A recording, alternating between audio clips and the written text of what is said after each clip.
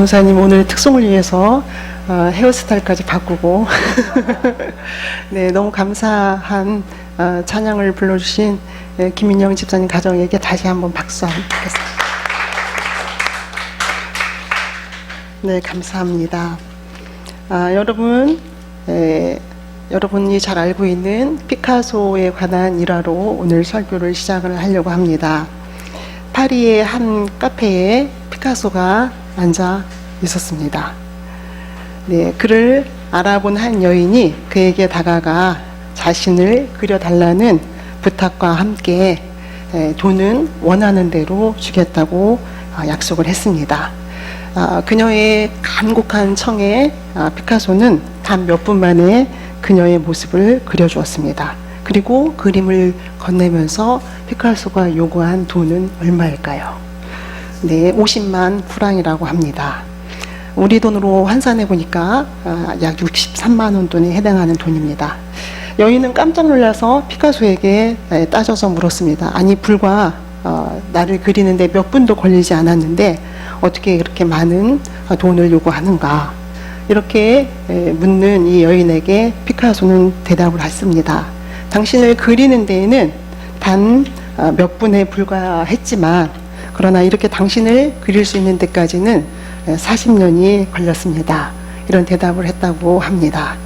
물론 이 일화가 정말 피카소에 관한 일화인지 아닌지 확인할 길은 없지만 여기서 우리에게 주는 중요한 교훈은 피카소라는 이 유명한 화가가 한 여인의 초성화를 그리는 데에는 5분간의 간단한 스케치였지만 그러나 그 피카소가 그 정상에 이르기까지 걸린 시간은 약 40년에 해당합니다. 사실은 5분 만에 정확한 그림을 그려낼 수 있는 그 스케치를 하기까지의 40년간의 세월이 금방 그냥 흘러갔을까? 그 40년간의 시간은 또 많은 사건과 다양한 사건, 또 그의 반복적인 연습의 시간들, 이런 것들을 이야기를 해줍니다.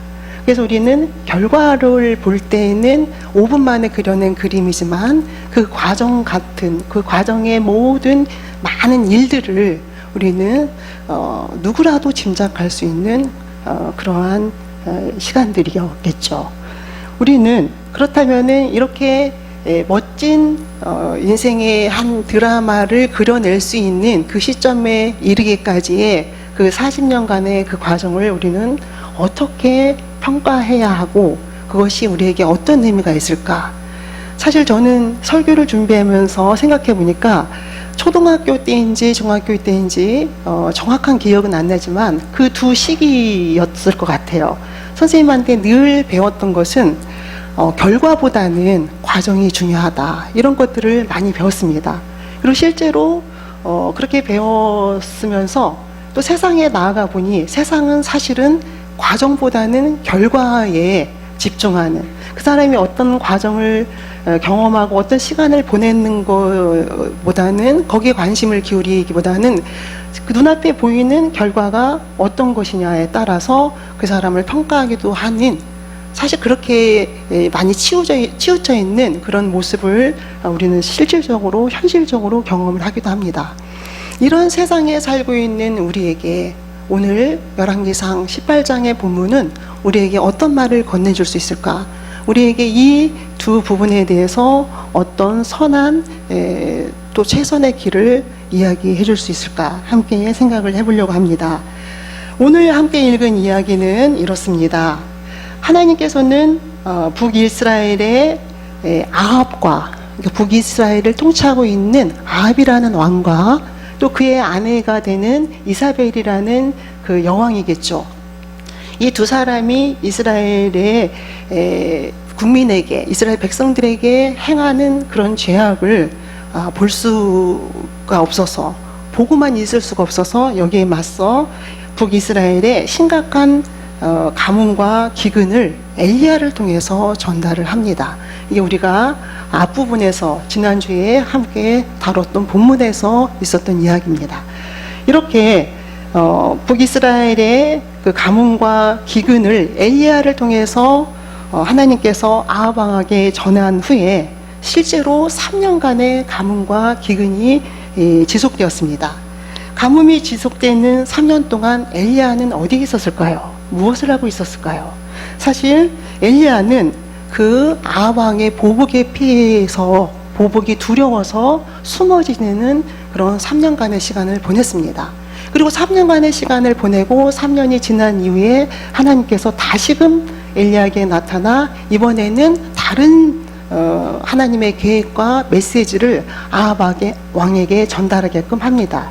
그것이 바로 오늘 읽은 우리 18장의 1절에서 이렇게 되어 있습니다. 많은 날이 지나고, 열왕기상 18장 1절이 많은 날을 지나고 제3년에 여호와의 말씀이 엘리야에게 임하여 이르시되 너는 가서 아합에게 보이라. 내가 비를 지면에 내리리라. 이렇게 이야기를 하고 있습니다.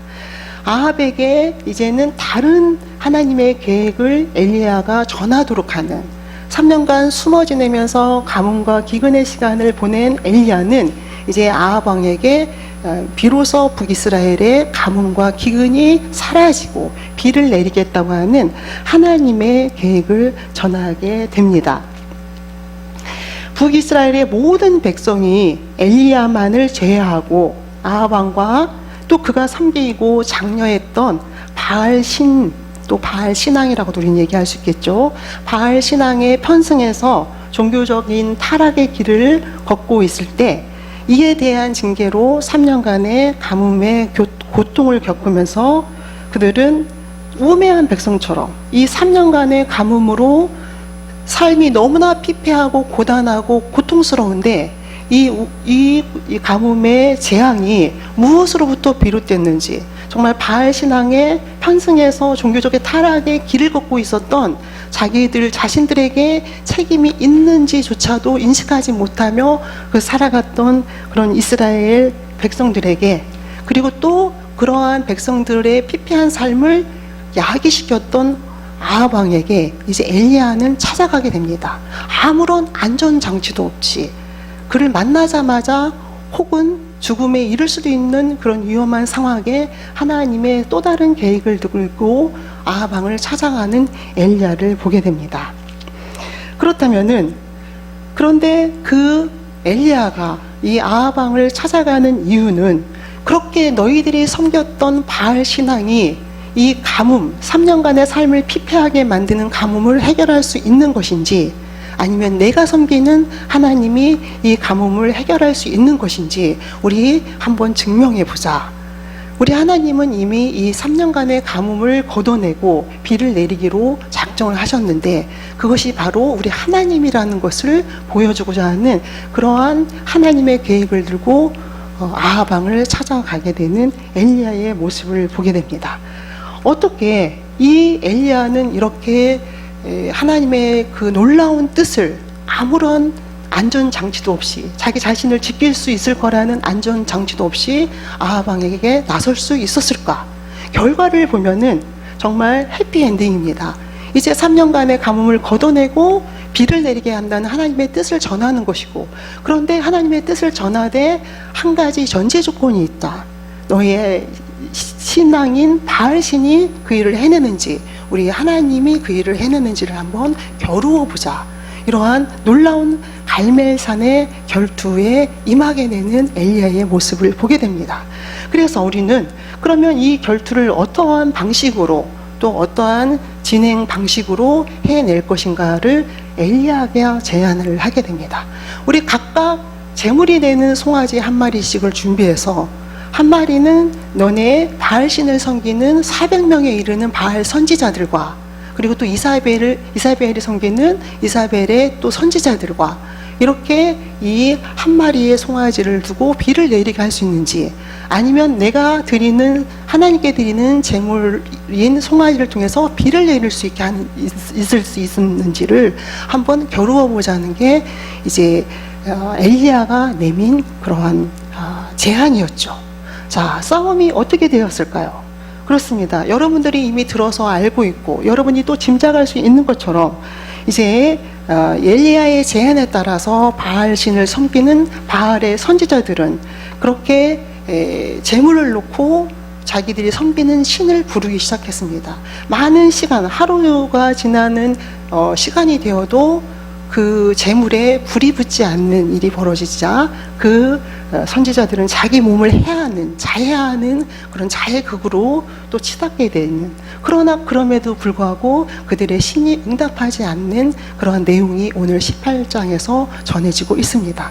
그런데 이제 그들의 그 바알 신에 대한 그 불을 부르는 그러한 종교적인 행위가 끝난 다음에 엘리야의 차례가 되어서 이제 송아지를 하나님께 제물로 드리면서 하나님께서 임재하시기를, 하나님께서 그 제물에 불을 붙이시기를 기도하는 과정들이 굉장히 세밀하고 섬세하게 기록되어 있는 게 우리 열왕기상 18장의 내용입니다. 그런데 중요한 것은 이렇게 엘리야의 하나님께 드리는 제물의 그러한 기도가 시작됐는데 나 홀로 남았습니다. 나 홀로만 남아서 이제 하나님의 신앙으로 하나님께 간구합니다 라고 시작하는 엘리야의 하나님 앞에 드려지는 그러한 제의가 열왕기상 18장 22절부터 시작이 됩니다. 그렇습니다. 그렇게 엘리야는 준비하고 또 엘리야는 이렇게 기도합니다. 여호와여 내게 응답하소서, 내게 응답하소서. 내게 응답하실 이유는 당신이 우리의 정말 하나님인 것과 당신이 정말 우리의 참 하나님인 것을 이 모든 백성들에게 보이기 위함이고, 그리고 우리의 생계를 책임져 주시고 비를 내리시는 분이 바알 신이 아닌 바로 참 하나님이신 것을 여기 모인 모든 우매한 백성들이, 우매해서 너무나도 불쌍한 이 백성들이 당신을 경험하고 당신의 살아있음을 목격할 수 있는 그런 놀라운 은혜를 베풀어 달라는 기도로 엘리야의 이 제의가 시작됩니다. 그렇게 시작된 제의는 어떻게 되었을까요? 여러분들이 잘 알고 있는 것처럼 그렇게 하나님은 엘리야의 기도에, 또 하나님은 엘리야가 드리는 제의에 응답하게 되는 사건입니다. 그렇습니다. 사랑하는 성도 여러분, 3년 전에 이제 가뭄을 아하방에게 선언하고, 그리고 아하방의 보복이 너무나 두려워서 3년 동안 조용히 숨어 지냈던 그 엘리야가 3년이 지난 이후에 그렇게 비를 내리는 놀라운 하나님의 섭리와 사랑을 선포하는 자리에 서게 되는 것을 보면서 여러분들은 어떤 생각을 하게 됩니까? 가뭄을 해결할 수 있는, 그래서 그분이 참 하나님이라는 것을 선언한다 할지라도, 그 놀라운 기쁜 소식을 전한다 할지라도 그 전하기 전까지 혹여 그의 생명에 위협이 있을 수도 있는 그러한 상황, 그래서 정말 안전장치도 없이 아하방을 찾아야만 했던 그런 엘리야, 그런 엘리야 어떻게 가능했을까요? 누구라도 가능할 것 같습니까? 여러분이라면 가능할 것 같습니까? 여러분의 목숨이 경각에도 달릴 수 있는 그런 상황에 과감하게 하나님의 놀라운 뜻을 전한다는 그 이유 하나만으로 그 아하방의 앞에 설 수 있는 용기가 있을 수 있을까요? 어떻게 엘리야는 가능했을까요? 사랑하는 성도 여러분, 하나님께서 아하방에게 가서 이제 가뭄을 해결시키겠다고 하는 그 소식을 전하러 가게 되는 그 엘리야의 발걸음은 즐거웠을까? 가벼웠을까? 그리고 아무런 두려움이 없었을까? 저는 그렇지 않다는 생각을 하게 됩니다. 오늘 본문에 보면 엘리야가 이렇게 갈멜산에서 대장정의 전투를 벌이는 바알 신과 하나님 신앙의 그런 대결의 주인공에 서기 전까지 엘리야가 어떤 일을 경험했는지를 오늘 열왕기상 18장이 이야기를 해주고 있습니다. 7절에 보면 이렇게 되어 있습니다. 이제 오바댜가 길에 있을 때에 엘리야가 그를 만난지라. 그를 알아보고 엎드려 말하되 내 주 엘리야여 당신이니까. 이런 구절이 나와 있습니다. 무슨 내용일까요? 이제 엘리야가 아하방을 향해서 가는 길에 오바댜라는 인물을 만나게 됩니다. 이 오바댜는 아하방의 그 밑에서 아하방 밑에서 중요한 역할을 하는 어떤 정치적인 인물이었죠. 그 인물인 오바댜를 엘리야가 만나게 됩니다. 그 인물을 만나면서 엘리야가 그에게 이렇게 이야기를 합니다.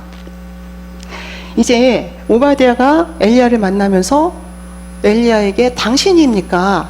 그렇게 우리가 찾고 당신을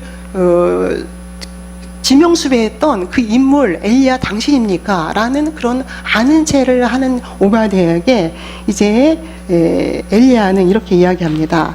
그렇다. 내가 바로 엘리야다. 그러니 너는 가서 이제 너의 왕 아합에게, 네가 섬기는 아합 왕에게 엘리야가 너를 찾아 갈 것이라는 얘기를 전달해라. 이렇게 엘리야가 이야기를 건넵니다.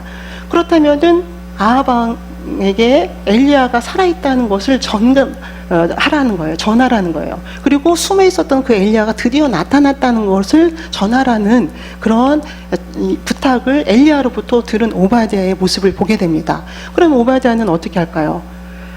사실은 오바댜는 그렇게 엘리야의 부탁에 이야기합니다. 무슨 말입니까? 왜 하필이면 나입니까? 당신을 찾기 위해서 온 북이스라엘의 온 구석구석을 살폈고 당신이 없다고 말하는 그 사람들에게 정말 없느냐라는 맹세까지 시키게 한 그러한 상황이고 그러한 것들을 경험한, 그래서 당신의 문제에는 굉장히 민감해 있는 아합 왕인데 그런 아합 왕에게 내가 어떻게 당신이 살아있고 아합 왕 당신을 찾아오고 있다는 얘기를 할 수가 있겠느냐, 이렇게 되묻습니다. 그렇게 되묻는 오바댜의 심중은 무엇이었을까요?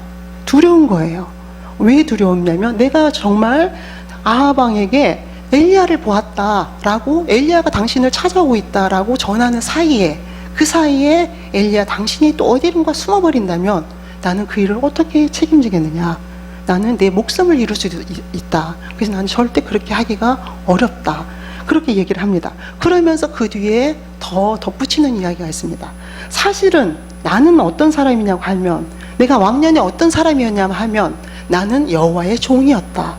하나님을 섬기는 사람이었다. 그리고 실제로 아합 왕이 이스라엘의 많은 선지자들을 죽이려고 할 때 내가 100명이나 숨겨줬다. 100명을 각각 50명씩 구분해서 숨겨주고 그들에게 먹을 것도 또 물도 필요한 것도 전해준 사람이다.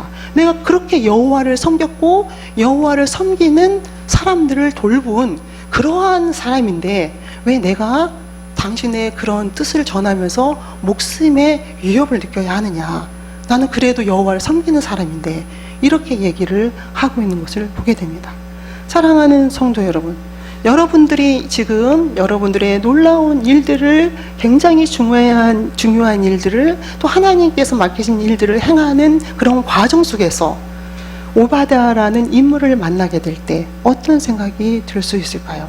오늘 엘리야가 만나는 오바댜의 만남이 오늘 우리에게 어떤 이야기를 할까요? 엘리야는 놀라운 갈멜산 전투에서 하나님의 살아계심을 증거하는 그런 놀라운 하나님의 일을 감당하는 그런 사람이었기 때문에 그러한 자리에 서기까지의 그의 삶의 과정이 늘 그를 지원하고 격려하고 동역하는 하나님의 사람들이 있었느냐? 그렇지 않다는 것을 이야기해 줍니다. 하나님의 사람이라고 자청했던 그 오바댜, 그리고 하나님의 사람을 숨겨주는 놀라운 일을 했다고 자청하는 그 오바댜, 그러나 그 오바댜와 같이 동역하고 자기의 두려움을 오바댜를 통해서 조금 희석하기를 원했던 엘리야일 수도 있습니다. 내가 바로 아합 왕을 만나기 전에 그 중간에 오바댜를 먼저 보내서 아합 왕의 분노와 그의 하늘을 찌르는 듯한 그런 화를 좀 삭히고 싶었는지도 모릅니다. 그래서 오바댜를 먼저 보내고 싶었는지도 모릅니다. 그러나 오바댜는 엘리야에게 그 엘리야의 뜻을 듣기보다는 자기 목숨이 너무나도 중요해서 자기의 삶을 지키는데 급급해서 나는 그렇게 할 수가 없습니다 라는 거절을 하게 됩니다. 나는 사실상 여호와의 사람이었습니다. 그러나 그 일은 안 되겠습니다 라는 그런 만남을 만나게 됩니다. 그렇습니다. 여러분들이 이러한 상황에 직면했다면 여러분들은 어떤 생각을 할 수가 있습니까? 여러분들은 여러분들의 자신을 어떻게 지킬 수가 있습니까? 오바댜도 우리를 지켜주는 건 아닙니다. 우리를 이러한 상황 속에 지킬 수 있는 것은, 그러나 그럼에도 불구하고 옆에 하나님이 계시다는 것, 그럼에도 불구하고 내가 하는 일이 북이스라엘의 모든 백성을 돌이키게 하는 것이고 새로운 생명을 주는 것이며, 그리고 가뭄에서 피폐한 삶으로부터의 회복을 선언하는 것이라는 그 사명감이 있었기 때문에 엘리야는 그렇게 당당히 아합 앞에, 왕 앞에 설 수 있었던 것이라는 것을 우리는 알게 됩니다. 사랑하는 성도 여러분, 여러분은 마태복음 26장에 있는 예수님의 겟셋마네 기도의 사건을 기억하십니까? 예수님은 불과 죽음을 앞두고 몇 시간, 그 사명이 정말 하나님께서 예수님을 통해서 이루어내고자 하는 그런 놀라운, 너무나도 중요한 그런 사랑의 사역이었음에도 불구하고 두려웠습니다. 할 수 있다면 이 잔을 물리고 싶을 만큼 두려웠던 예수님. 그 예수님은 그렇게 두려움 속에서, 그렇게 망설임 속에서 제자들과 함께 기도하러 가게 되는 그 겟셋마네 사건이 있습니다. 그러나 제자들이 예수님에게 보여준 모습은 무엇이었습니까? 예수님과 함께 씨름하고 기도하고 그렇게 위로하는 동역의 사건에 동역한 게 아니라, 참여한 게 아니라 그들은 육신이 피곤했고 예수님의 놀라운 십자가의 사명을 이해하지 못했고, 그래서 예수님을 홀로 있게 만드는 그런 제자들의 모습이었습니다.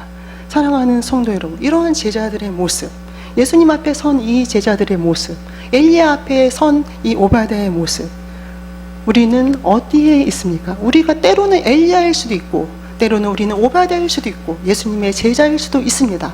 그러나 중요한 것은 우리에게 맡겨준 사명이 있다면 우리는 우리 안에 찾아오는 그 고독감, 또 외로움, 그것을 충분히 걷어낼 수 있다는, 하나님이 우리를 통해서 이루고자 하는 그 사명이 있기 때문에 우리는 그것을 충분히 걷어낼 수 있다는, 물론 어렵고 힘겹고 그래서 때로는 시행착오도 할 수 있고 때로는 넘어질 수도 있지만 우리는 그것을 거두어낼 수 있다는 것을 엘리야의 삶을 통해서 오늘 하나님께서 이야기를 해주고 있습니다.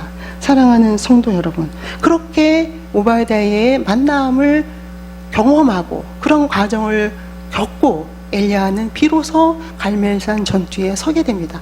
그 전투에 서게 되면서 또 엘리야가 고백한 것은 22절에서 이렇게 나옵니다. 22절에서 엘리야는 나만 홀로 남았으니 바알의 선지자는 450명이로다. 나는 홀로 남았지만, 그리고 바알의 선지자는 450명이지만 나는 그동안의 많은 외로움과 고독함의 그 과정 속에서 이제는 갈멜산 전투에 임할 만큼의 하나님의 사람으로 서게 되는 그런 엘리야의 모습을 보게 됩니다. 그래서 그는 그렇게 홀로 있지만 정말 아름다운 가치 있음, 다시 말하면 이제 하나님의 살아계심을 이 모든 우매한 백성들에게, 이스라엘 백성들에게 보여줌으로 인해서 이 모든 우매한 이스라엘 백성들이, 또 가뭄으로 피폐한 백성들이, 바알 신앙에 어처구니 없는 비진리의 신앙 속에 피폐한 삶을 살았던 이 백성들이 다시 하나님의 사람으로 돌아오게 하고, 그리고 다시 엘리야의 삶, 하나님을 기억하는 삶으로 돌아오게 하는 그 과정을 하기 위해서 이제 엘리야는 하나님의 사람으로 서게 되는 것을 보게 됩니다. 사랑하는 성도 여러분, 우리는 우리 주변에서 너무나도 많은 아름다운 그러한 결과들을 빚어내는 그런 사람들을 보게 됩니다. 그리고 그런 아름다운 결과를 빚어내는 또 신앙의 사람들, 신앙의 모습을 보게 됩니다. 그러나 우리 눈에 보이는 그 아름다운 결과에 정말 그 안에 들어있는 긴 과정 속에서 때로는 이해받지 못함, 때로는 홀로 견뎌내야 하는 그 과정, 때로는 오해를 받게 되는 그런 과정들이 있었다는 것을 우리는 너무나도 잘 알게 됩니다. 그러나 그 과정 속에서 우리는 어떻게 하면 그 과정을 잘 건강하게 유익하게 걸어올 수 있을까요? 무엇보다도 우리는 그 외로움 속에서 넘어지지 않고 이 외로운 과정 속에서 하나님에게 물을 수 있는, 하나님과 대화를 나눌 수 있는, 그리고 우리의 이 외로움의 과정이 하나님의 놀라운 사명을 감당하기 위한 아름다운 결실을 맺기 위한 필연적인 과정이라는 것을 기억하면서 여러분들이 그것을 짐으로도 여기지 아니하고 고통으로도 여기지 아니하고 기쁨으로, 감사함으로 받을 수 있는, 이겨낼 수 있는, 누구처럼, 예수님처럼, 누구처럼, 엘리야처럼 그런 삶을 여러분들이 살아가시기를 축원합니다. 그 과정이 정말 오히려 역풍을 이용하는, 그래서 정말 역풍을 이용한 그런 배를 타는 것과 같은 그런 아름다운 과정, 또 모험을 오히려 즐길 수 있는 그런 과정으로 여러분들이 만들어 가실 수 있는, 그렇게 하나님과 함께 살아가실 수 있는 여러분들이 되시기를 축원합니다. 기도하시겠습니다.